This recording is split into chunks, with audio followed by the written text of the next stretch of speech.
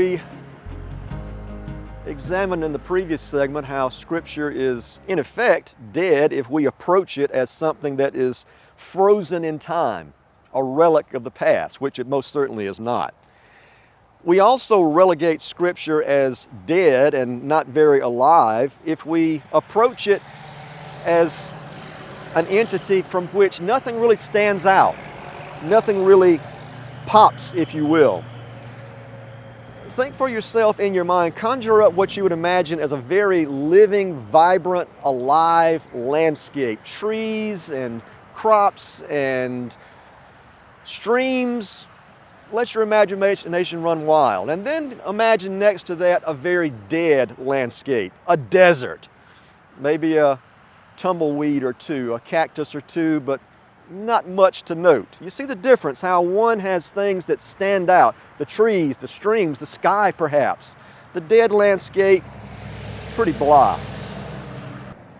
The late scholar Krister Stendahl used the metaphor of soup, that we should think of Scripture as a kind of soup, but not a soup that is a bland puree, where nothing stands out, where nothing is popping, but rather a fine vegetable soup, where there are distinct flavors and textures that you can see and sense and experience.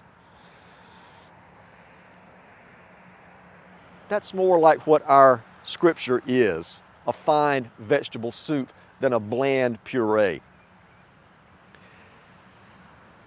Certain things do stand out.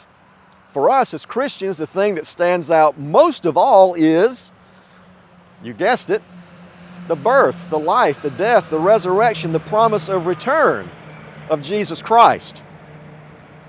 And we actually see from Jesus himself how certain things in Scripture can stand out above others.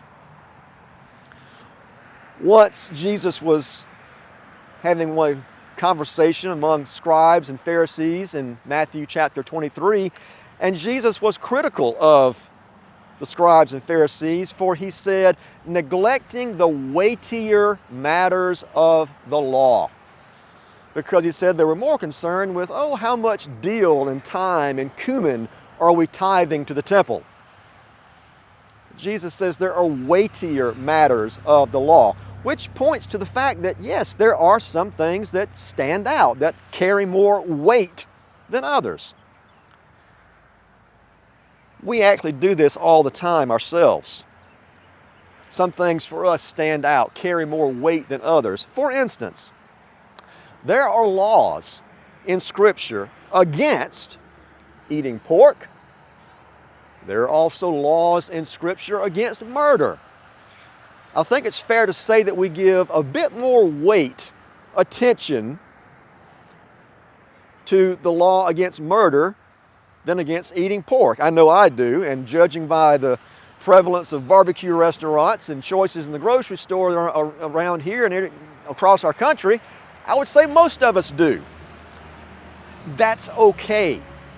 What's important is to acknowledge that we do that we do place more weight on certain things than others. And the reason that's okay, in addition to the fact that Jesus himself references some things being weightier than others, is because this is a living word. And as that living word, as that fine vegetable soup that Krister Stendahl talked about, we would expect some things to rise to the top and garner more attention and carry more weight than others. That's the very nature of a living, vibrant word that continues to speak in an ever-changing world and to us in our ever-changing lives.